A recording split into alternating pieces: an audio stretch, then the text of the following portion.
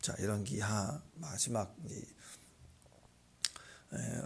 유다 왕족의 마지막으로 가고 있는데요. 21장은 히스기야의 아들들 이야기입니다. 므낫셋 나오죠. 아주 나쁜 놈입니다.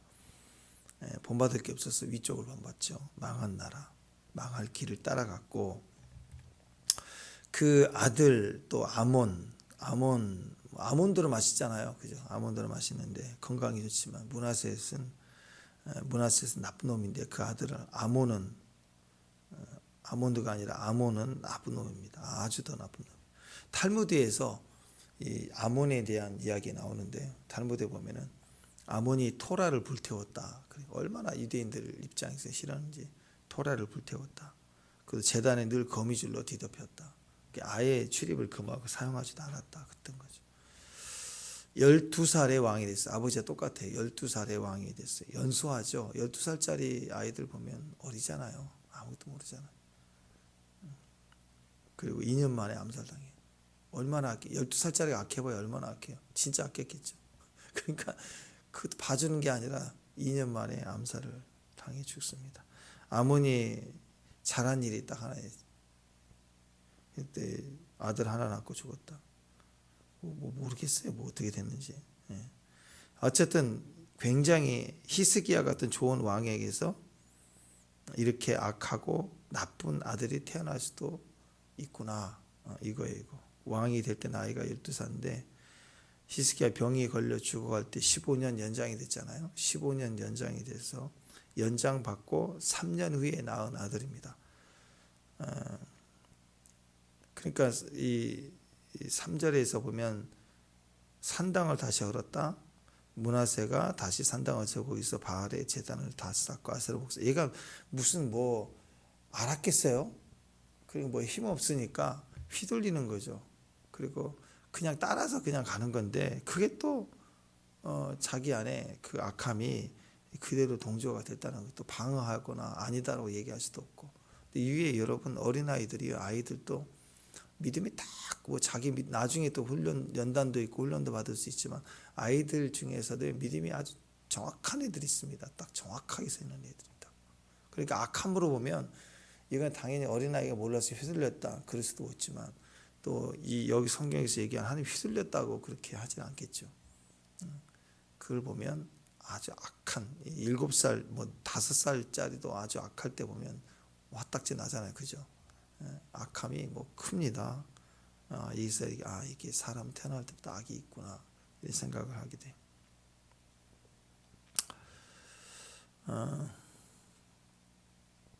제가 그 청년 때 주일학교 교사하면서 교회 오면서 8살 그 8시에 교회 8시 반쯤 되면 교회 앞에 온 그 놀이터 지나오는데, 그때는 아이들이 놀이터에 아침에도 주일 아침에도 나온 애들이 있었다고. 한 번씩 보면 있어요. 교회 가자 하고 데려가는데 한 여자애가 나와 있더라고. 혼자 외롭게.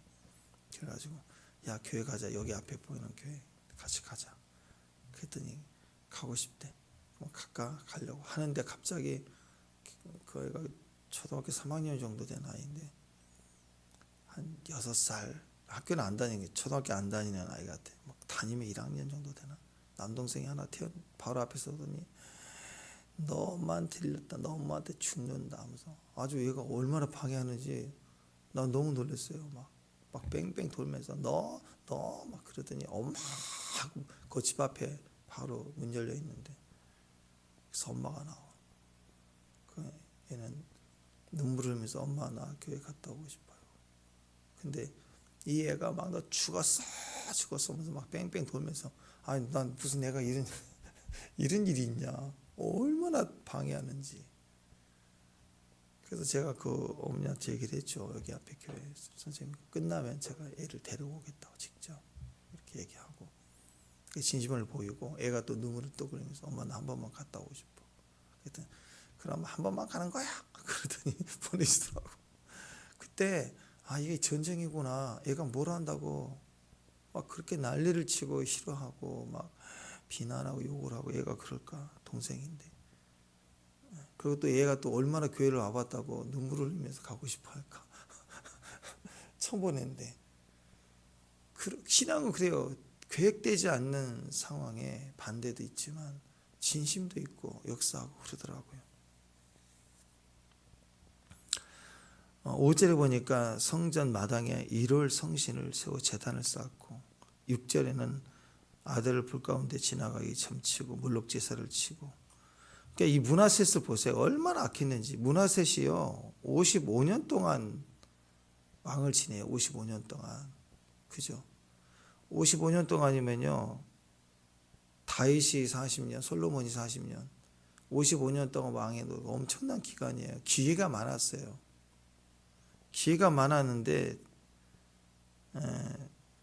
아몬 낳고 나서 아몬 2년 만에 죽잖아요. 아무것도 모를 때.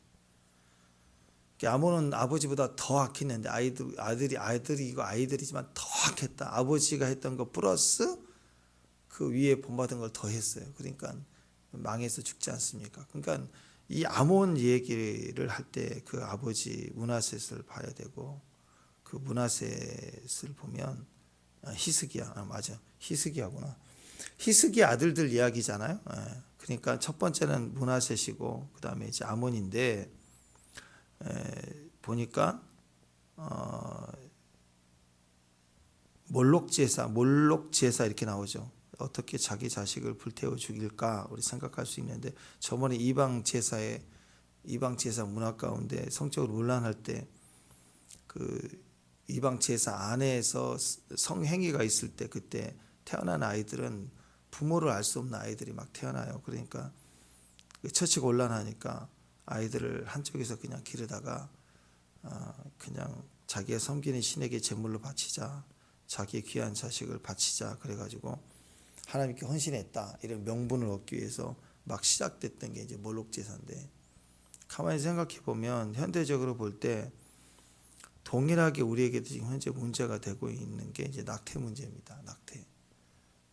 그래서 세상이 타락으로 자꾸 흘러가다 보니까 어느 시대부터인가는 점점 낙태가 점점 많아지고 그 무절제하고 문란하고 이렇게 하다 보니까 아이들이 생길 때 그렇게 생긴 아이들에 대해서는 낙태가 쉽게 접근이 되는 거죠.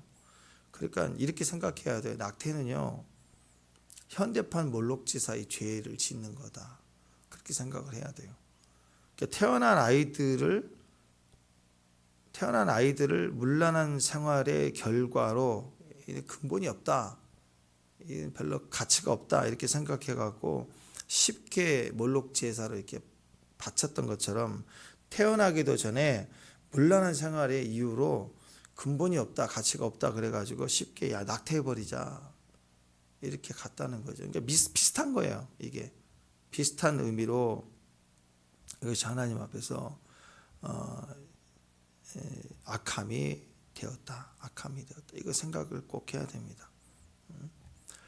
그러니까 지금 어떤 이유로든 낙태에 대해서 뭐 이렇게 인류의 생명의 존귀함 이런 가치보다도 우리가 하나님 기준에서 볼 때 이게 죄다라는 걸 분명히 알 수 있어야 되고, 그 흐름이 그렇게 가정해 보이는 몰록 제사의 흐름으로 가는 죄다 이렇게 생각을 하고, 이거 굉장히 긴장해야 됩니다. 생명에 대해서. 16절에 보니까 16절 한번 읽어볼까요? 16절 읽습니다. 시작. 므낫세가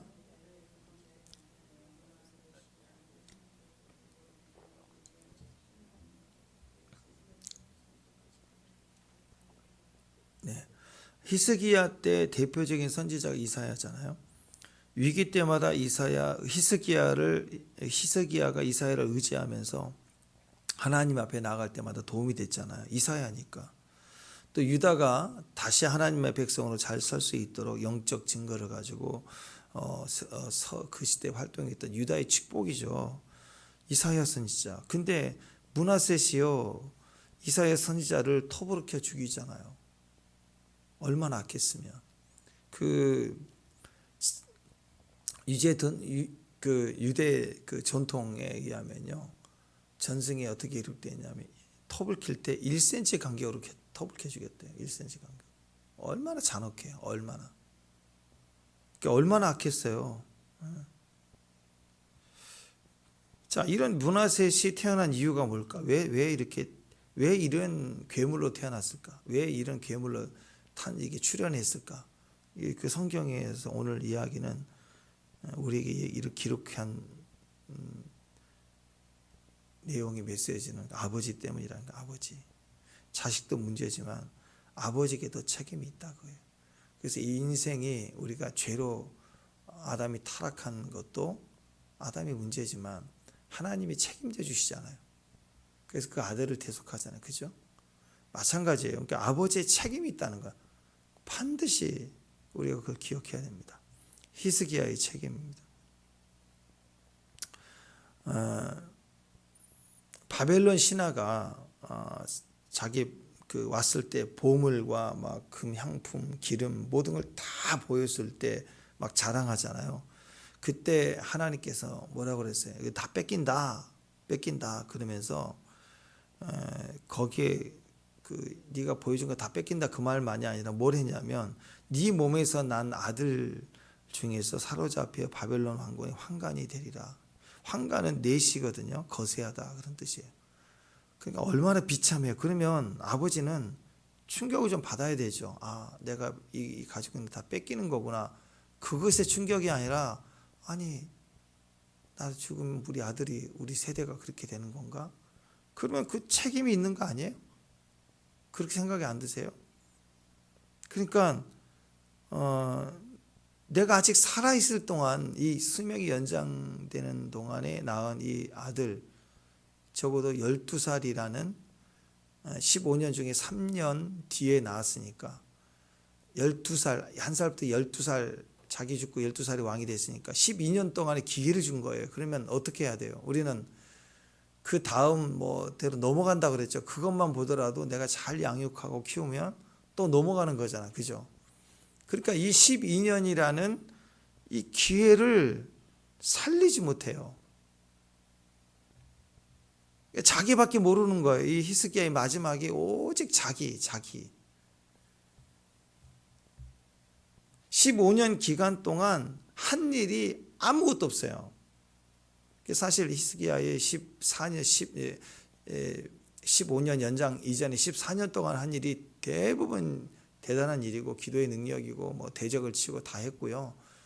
죽음을 이긴 이후 거기서 그냥 자랑하다 망하는 거 15년 동안 연장해 준 의미가 아무것도 없어요. 영적 의미로 이거죠. 세상살이 우리가 내 기회, 내 힘, 내 능력으로 살다가 이제 예수님을 만나고 거듭났어요. 그러면 인생관이 달라져야 되고 사명관이 달라져야 되고 목적이 달라져야 돼. 목적이 생긴 거예요. 그러면 세상 사람과 똑같이 살아가는 목적을 위해서 기도해서 세게 해서 능력받아서 더 성공하고 사는 게 우리 목적이 아니라 이것이 마지막 주의 때 갈 때를 기억하면 다음 세대를 위해서 그리고 하나님을 위해서 내가 해야 될 영광스러운 부르심이 있다고. 근데 15년 연장된 기간 동안 아무것도 없이 주의 안에서 형통하게 하고 손에 쥐어진 거 자랑만 하다 끝났다. 그냥 자식이 엉망이 됐다. 다음 세대 엉망이 됐다. 그 얘기예요. 예수를 믿고 난 전후가 완전히 달라야 된다는 것입니다. 다른 사명, 다른 목적이 분명히 있어야 됩니다. 분명히 이것은 징계의 의미로 다 뺏긴다. 그리고 자녀들이 그렇게 됐다. 그럼 책임이 누구한테 있느냐? 자식을 잘 자랄 수 있도록 책임을 져야 된다는 의미보다는 다 뺏기고 망하게 된 책임이 원래 문하세색에 있잖아요. 그 자랑하고 내 것이다 하나님께서 내 것이다 했던 죄 때문에 자녀에게 고난의 문이 시작된다 그러면 미안해서라도 자녀들에 대한 책임을 져야 되겠죠. 그러려면 마지막 날까지 기도하고 하나님 앞에 겸손하고 회개하고 자녀들에게 신앙교육 철저히 시키고 하나님은 기회 하나님이야. 죽음도 이기셨어. 그러니까 너희들 엎드리면 비록 나 때문에 그랬을지라도 미안하지만 하나님 너희들 하나님은 너희들에게 기회를 줄 거야 하고 거기서 의미를 부여하고 신앙을 심어놓고 그리고 또 이사야 쫓아가가지고 이사야 선지자 나는 이제 곧 12년 안에 죽지만 제가 12년 동안 보여야 될 겸손이 무엇인가요? 하고 물어보고 비전을 다시 새롭게 하고 그런 이사야 선지자에게 자기 아들 맡기면서 도와달라고 부탁도 하고 그래야 되는 거예요. 근데 그게 안 전달된 거예요. 오직하면 그 이사야 선지자를 토벌켜 죽이잖아, 아들이.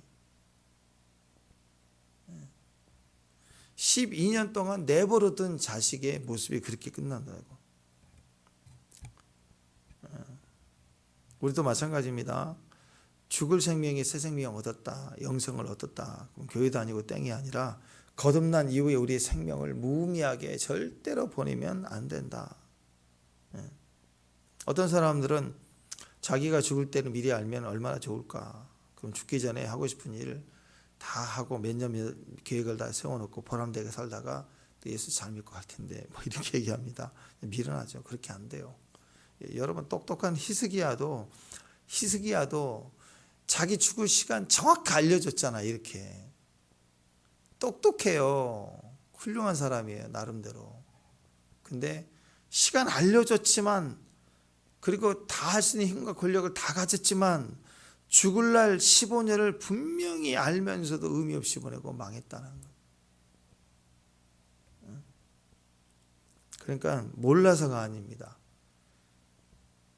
알면 할 텐데 그게 절대 아니라는 거예요. 알아도 못해요. 왜? 믿음이 없으니까. 여러분 몰라서가 아니라 결국은 믿음이 없어서 못하는 거예요. 그러니까 아무리 반대로 뒤집어서 아무리 조건이 많아도 다 알아도 믿음 없으면 못하는 거예요. 반대로 아무것도 몰라요. 또 가진 게 없어요. 그래서 믿음이면 기적이 일어나요. 뒤집어진다는 거예요. 믿음이 있어야 한다는 거예요. 어떤 사람은 늘 핑계합니다. 나는 흙수저야. 나는 금수저가 아니라 나는 우리 부모님이 조그만 힘의 이 부분을 열어줬으면 내 친구 보니까 너무 좋던데 나는 기회가 없어서 아니라는 거예요. 절대 그렇지 않다라는. 이 므낫셋은요 얼마나 이 솔로몬보다도 더 큰 가능성을 가졌어요. 왜냐하면 히스기야 때 다윗도 해결 못한 블레셋까지 다 정리를 했거든요. 더 넓혀졌어요. 그 다음에 솔로몬이 받은 모든 값진 보물들 똑같이 조공을 다 바쳐오면서 부유함이 대단히 컸다고. 히스기야가 자랑할 만큼 컸어요. 그러니까 이 므낫셋은 이 땅의 사람들 속에 가장 많은 능력과 부와 힘과 지혜와 가능성과 그리고 상황을 다 알았다고, 다 받았다고. 므낫셋에게 가장 기대가 크겠죠. 왜? 그 아버지의 그 아들 그러잖아요. 아버지가 히스기야예요. 선한 왕이에요. 그러면 아들에게서도 뭔가 선한 게 나오지 않을까? 너무 크면 당연하다 생각하지 않나요? 왜? 얼룩소, 아빠서도 얼룩소, 송아지도 얼룩소 그러잖아요. 그럼 송아지가 얼룩소가 나올 거 생각하는 거잖아. 부전자전 그러니까. 아버지가 보통 위대합니까? 그러면 아들도 웬만큼은 나오겠지. 뭐 그러지 않게. 후광 효과라고 하잖아요. 아버지가 14대 히스기야, 14대 므낫셋. 야, 뭔가 되겠네. 그런 생각을 하지 않겠습니까? 또 아버지가 죽을 병에 39살 걸린 게 39살인데 하나님 은혜 받고 15년이 더 연장됐어요. 그리고 3년 있다 낳은 아들이 므낫셋이세요. 그러니까 42살에 아버지가 죽을 때가 므낫셋이 12살이거든요. 그러니까 이것은 므낫셋은 은혜의 산물이 자기 죽어야 되고 태어나지 않아야 될, 태어날 수가 없는 아들인데 생명이 연장되고 하나님의 감격의 향기가 꺼지기도 전에 3년이면 아직 남아있을 때라고. 그때 은혜 속에 아이가 태어났으니 또 다음 세대가 태어났으니 얼마나 기뻐했겠어요. 나는 끝난 몸인데 내 아들을 주셨도다. 하나님 내 생명만 살린 게 아니라 다음 세대를 주셨구나 하고 감격과 하나님 기도의 응답. 아브라함 같았으면 너 100살까지 기다려 그럴 텐데 엄청 빨리 주신 거잖아요. 은혜가 막 연이어 기도 응답으로 주신 아들이 므낫셋입니다. 은혜의 산물이고 간증의 대상이에요. 나보다도 내 아들이 태어났다니 얼마나 귀한 아들 태어날게. 얼떨결에 태어난 아들이 아니라 정말 있을 수 없는 아들이 태어났다. 또 간절히 기도해서 태어났다. 그러면 아프지 않겠죠. 눈에 들어가도 아프지 않은 아들이 얼마나 감격이고 자랑이겠습니까? 그 막 이름도 막 요셉이라 짓고 싶고 막 그러지 않겠어요? 근데 가끔씩 보면 우리 주변에도 그렇게 귀한 독자로 태어난 아들들 중에 오히려 문제거리가 되는 경우가 상당히 많습니다. 너무 귀하게 키우다 보니까. 므낫세까지 그 부모의 간절함과 기대와 은혜와 응답의 산물로 태어난 아들이었지만, 기대가 컸지만 반대로 가는 경우가 많이 있다는 거예요. 우리도 그래요. 기도 엄청 그날따라 엄청 세게 하고 막 그랬을 때 더 잘 될 줄 아는데 이게 뭐야? 이게 뭐야? 막 금식까지 했는데, 내 생에 금식까지 했는데, 작정했는데, 이렇게 간절했는데 이게 뭐야? 할 때가 있죠. 므낫세, 이게 뭐야? 그게 므낫세시라는 거예요. 그러니까 너무 인간적 기대하지 마세요. 인간적 예측하지 마세요. 믿음 없으면 끝나요. 아무리 가문이 훌륭해도 믿음 없으면 끝나는 거고, 아무리 어렵고 나사렛 같아도 믿음이 있으면 승리자가 나오는 것이죠.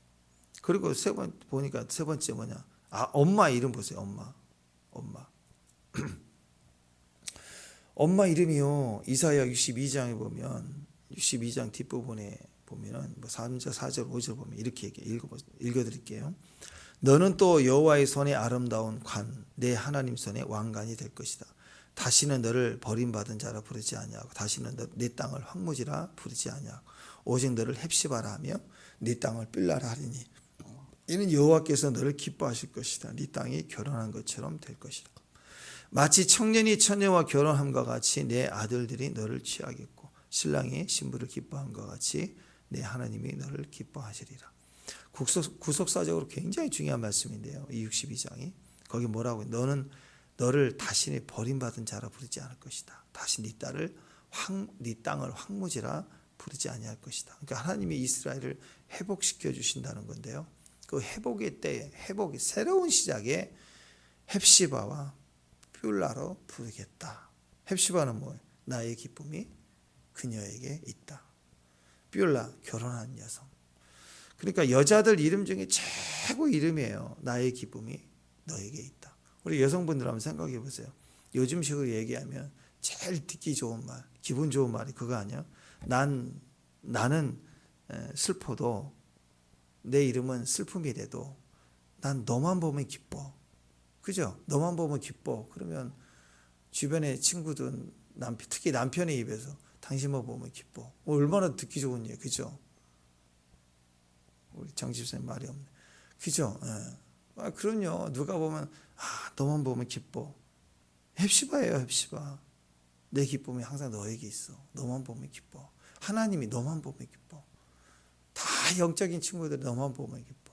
또 환난 당한 자도 나 너무 힘든데 너만 보면 기뻐. 그냥 얼굴 안 보고 싶어. 너만 보면 기뻐.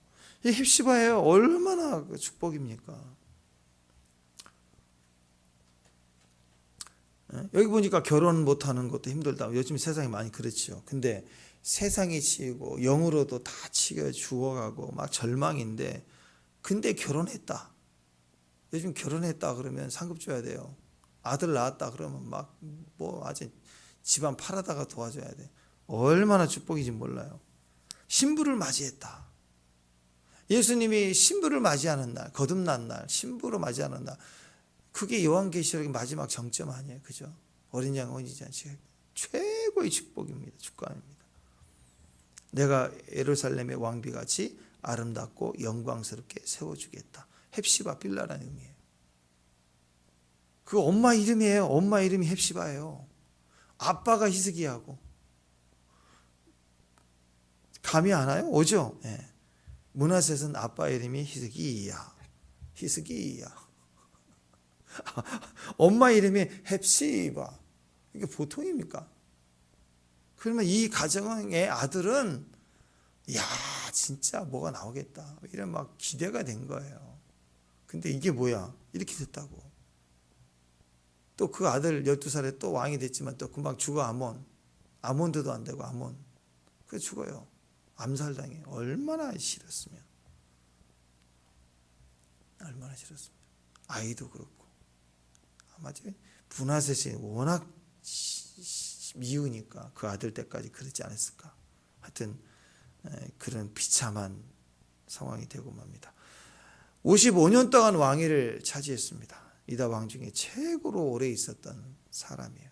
다윗도 40년, 또 솔로몬도 40년. 근데 므낫셋은 이게 뭐라고, 이 악한데 55년을, 최고 장수왕이에요. 최고 장수왕.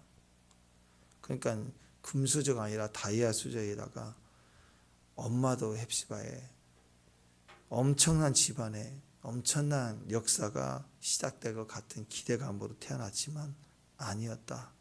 그래서 우리가 느낄 때, 세상이 느낄 때, 모든 사람이 느낄 때 므낫셋 그러면 큰일 할 사람, 이렇게 그렇게 보였던 거예요. 근데 결과적으로는 큰일 낼 놈이 됐다고. 큰일을 냈어요. 진짜 난장판을 만들었다는. 그 고생하며 기도하며 의지하여 쌓아왔던 모든 걸 다시 복원하고, 그게 므낫셋이었다. 그러니까 여러분, 우리가 결론이 이거 아닙니까? 조건 따지지 마. 조건 보지 마세요. 절대 조건 보지 마세요. 그럴 것 같은 가능성 보지 마세요. 경력, 이력, 선수, 뭐 그거 보지 마세요. 그래봤자 시작은 똑같아요. 믿음으로 결정된다고. 믿음으로 모든 게. 누구는 어쨌는데, 누구는 이랬는데, 나는 밀릴 것 같은데, 그 조건이라고. 조건. 항상 믿음이에요. 믿음. 지금 조건이 얼마나 좋은가 그거 보지 말고, 그 사람 이력이 어떤가 보지 말고 지금 믿음이 있는가를 보라고요. 만약 믿음이 없는데 조건이 너무 좋다, 그게 우리 므낫셋이라니까. 조건이 좋다고 다 되는 게 아니라고요. 조건이 나빠도 즉각 순종할 수 있는 게 능력이라고요. 조건이 좋아도 믿음이 없으면 자꾸 망설입니다. 핑계합니다. 질질 끌립니다. 그러나 믿음이 있으면 딱 그거 믿음 때문에 순종하는 거예요. 순종이 이유가 없거든요. 이거 왜 가야 되나, 왜 해야 되나. 근데 하게 돼 있어요. 왜? 믿음이면 하게 돼 있다고요. 하게 돼 있다고. 그때 하나님이 일을 하신다. 있는 그대로 순종할 때 있는 모습 그대로예요. 조건을 두고, 조건 보지 말고, 좋든 나쁘든 그대로 두고 믿음으로 순종하라. 그게 하나님 나라라. 하나님 나라. 하나님의 나라가 되지 않으면, 믿음으로 승리하지 않으면, 혹시 조건이 좋아서 되는 거라면 내 거 아니에요. 부모가 좀 가속력으로 좀 된 거예요. 내 능력 재능으로 좀 되는 거예요. 근데 계속 가지 못해요. 내 자랑하다 끝난다고. 하나님이 주신 것도 내 자랑하면 끝나는데 내 능력 조건으로 좀 된 걸로 얼마나 가겠어요? 못 가요. 오래. 그 가속력은 내 거 아니에요. 여러분, 젊은 사람들 막 그 직장 어렵고 그러니까 막 흔히 막 그 보험 그거 막 하잖아요. 들어가기 쉬워요. 보험 그거 교육받고 뭐 조금 기본금 뭐 몇십만 원 주고 나머지 이렇게 추가로 한다. 그러니까 막 쉽게 접근해 가지고 보험 뛰거든요. 그럼 어떻게 되죠? 기껏해야 인맥, 친척, 가족 다 다시 보험 받고 그거 한다고. 그 사람 통해서. 근데 그 인맥이라는 게 얼마나 가겠어요? 다 끝나요. 내 거 아니라고. 근데 내가 영업을 뛰어서 사람 만나는 능력이 안 되면 다 또 못 벗어. 그 보험회사는 거기서 뱅뱅 돌리는 거예요. 그거. 되게 처음에는 좋죠. 몇십만 원 받고 유통비 받고 교육도 해주고. 근데 딱 또 따져보니까 가족이 이렇게 있네.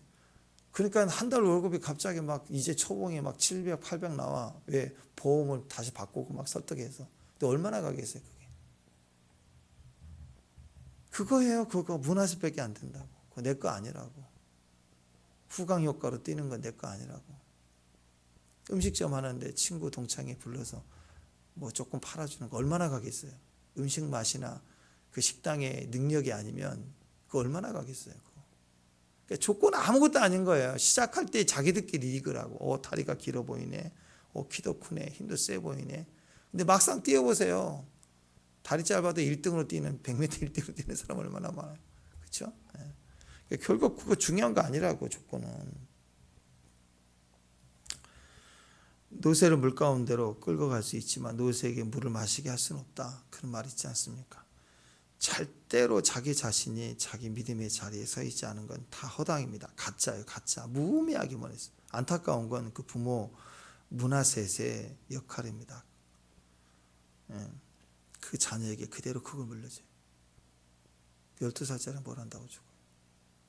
결과적으로 거슬러 올라가면 우리의 죄, 우리가 선악과의 죄로 우리가 망하지만 사실 하나님 그것을 책임져 주시죠. 마찬가지로 하나님 관점에서 보면 히스기야에 대한 책임이 크다라는 거예요. 크다. 연장 15년에 연장 받았는데 3년 만에 낳은 아들에 대한, 그리고 자기 죄에 대해서 책임지려는 마음이 없고 내버려 둔 거예요.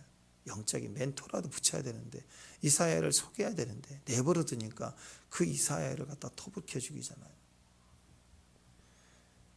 기회가 너무 많았어요. 구원의 기회, 능력의 기회, 부흥의 기회가 너무 많았는데 아무것도 해주지 못했어요. 그냥 놔놓고 말았어요. 너무 불행하게 망했다. 여러분, 우리가 인생을 무의미하게 보내지 않기 위해서 제일 중요한 게 첫 번째 기도입니다.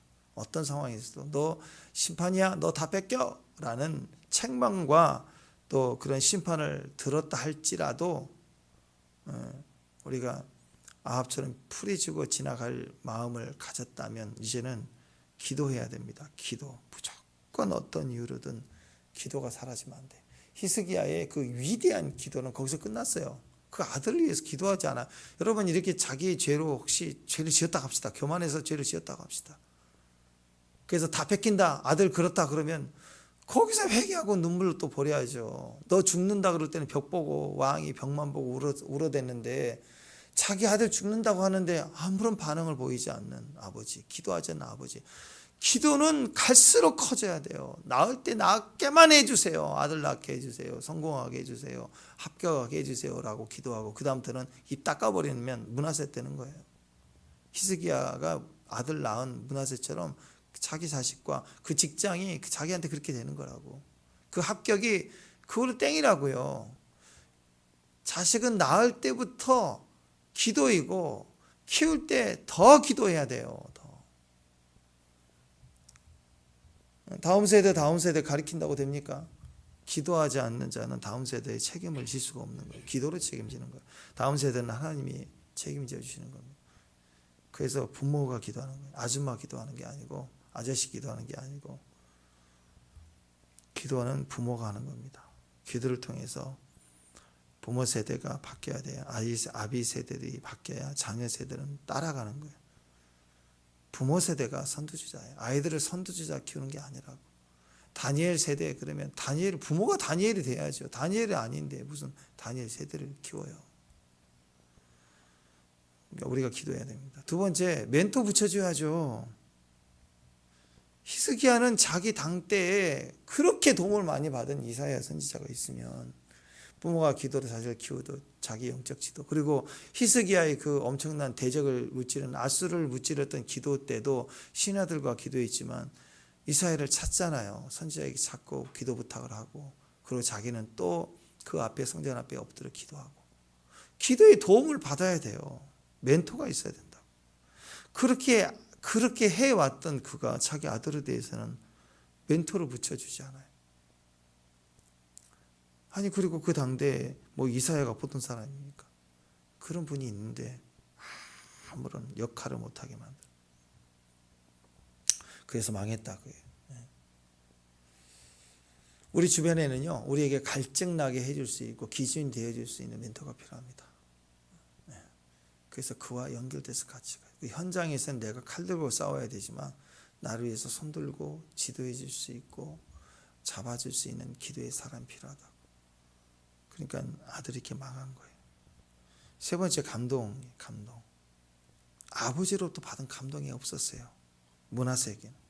아들이요, 자녀들이 부모로부터 감동을 받아야 돼요. 여러분 기억 속에 엄마, 아빠에 대한 기억이 남은 게 뭐가 있어요? 심하게 어려움 겪은 거 빼고는 대부분 뭐가 남아있어요? 우리 아빠가 나한테 이거 했던 거, 내가 감동받았던 거 많이 남아있죠. 그렇지 않나요? 뭘 해라 가르쳐 주신 건 기억이 하나도 없는데, 아빠에게 감동받은 거, 엄마한테 감동받은 이야기들은 남아있다고. 그 감동을 통해서 하나님이 역사하세요. 아버지로서 아버지에게 받은 사랑, 그게 감동이거든요. 엄마로부터 받은 사랑, 그게 감동이에요. 근데 이 히스기야는 자녀에게 감동을 줬다는 얘기가 없어요. 자식들이 언제부터 감동을 받은 줄 아세요? 용돈 주고 선물 줄 때 좋아는 해요. 아들이 원하는 거 해주면 좋아한다고. 근데 감동받지 않아요. 장난감 막 사줄 때 좋아해요. 우리 아빠 최고. 근데 감동받지 않아요.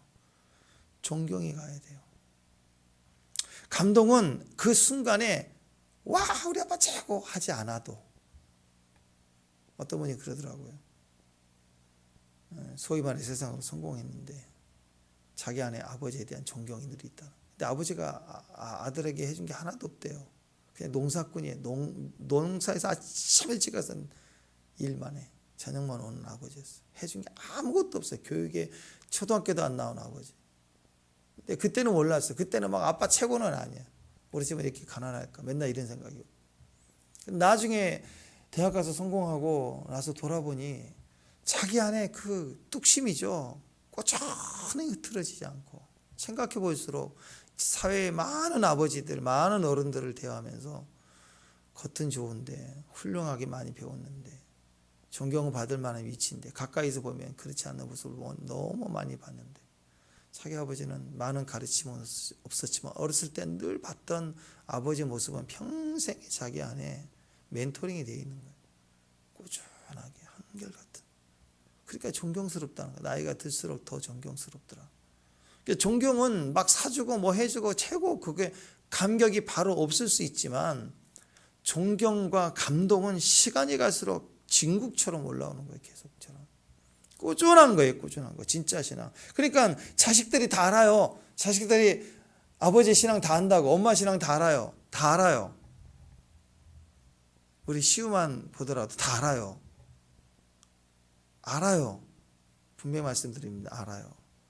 부모님이 어떤 신앙인지, 진짜인지 가짜인지 안다고. 예수를 사는지 세상으로 사는지, 무엇을 의지하고 사는 사람인지 아들은 알아요. 어려도 알아요. 그래서 다른 건 다 용납하고 해줘도 안 될 건 죽어도 안 되는 거고, 반드시 해야 될 건 해야 되는 거고, 그 원칙이 아주 분명해요. 그것은 가르치는 걸 아니에요. 가르쳐 지키게 하는 걸 말하는 게 아니에요. 스스로 지켜내는 게 신앙이에요. 그 신앙은 보여지게 돼 있어요. 아이들은 그걸 보고 하는 거라고. 히스기야가 어떻게 살아오는지, 얼마나 하나님을 위해서, 백성을 위해서 노력하고 기도하고 섬기고 살았는지 아들은 어렸을 때도 보면 안다고. 심지어 집에서 키운 개도 알아요. 엄마의 기도 시간 그러면 개도 깨서 옆에 와서 딱, 진짜요. TV 보는 시간 딱 앉으면 개도 와서 그 옆에 딱 있고요. 키우신 분들은 얘기해요. 기도하면 옆에 와 있대. 개가 조용히. 개도 안다고. 전에 양산에 그 집회 갔을 때 그 사택에서 샀는데요. 그 김정목 목사님 뭐 친척인가가 한 3개월 정도 개를 맡겼어요. 그래서 얘가 아주 나한테 막 돌아다니는데, 목사님만 다 좋아하는데 목사님 오면 얘가 꼼짝 못하는 거예요. 너 또 여기다가 탁 때리면 꼼짝을 못해요. 벌벌. 걔가 얼마나 이쁘게 생기긴 했더라고. 근데 이제 제가 3일 동안 집회하러 왔잖아요. 와서 거기 같이 있으니까. 근데 가만히 걔가 눈치를 보니까 우리 집안에 목사님이 제일 대빵인데, 제 강사 목사님 오니까 목사님이 저한테 잘 대해주시잖아요. 그러니까 얘가 내 옆에만 와 있어. 눈치 딱 보니까 통밥을 서열이 그렇게 된 줄 알고 옆에서 딱 목사님 오면 벌벌 떨다가 옆에 와서 가만히 앉아있어요. 밥 먹을 때. 걔도 서열도 알고 상황도 알고 눈치 있고 다 안다고. 아이들은 모를 것 같아요. 우리 엄마가 얼마나 영적인지, 이 찬양을 얼마나 좋아하는지, 우리 아빠는 하나님에 대한 이 부분에 대한 어떤 모습인지를 안다고. 그래서 저도 한번 생각을 해봤어요. 나도 우리 연희한테 얼마나 내가 하나님 앞에 어떤 모습인가, 얼마나 진실한가, 한 번 더 생각을 해보게 됐습니다. 얼마나 하나님을 위해서, 백성을 위해서 기도하는 사람인가 섬기는가, 말씀의 진심인가, 새벽의 진심인가, 큐티의 진심인가, 그냥 모습이 되어지는 거. 근데 히스기야는 말년에 그 은혜로 연장되는 시간에 낳은 아들에 대해서 그 모습이 없었다. 은혜로 낳은 아들인데 자랑만 하다 끝이다. 이야기만 했어요. 폼만 잡았죠. 실제로 자기가 경험한 자기 아버지 히스기야는 가짜였어요. 후루꾸였어요. 야매였어요. 신앙인이 아니었어요. 가끔씩 보니까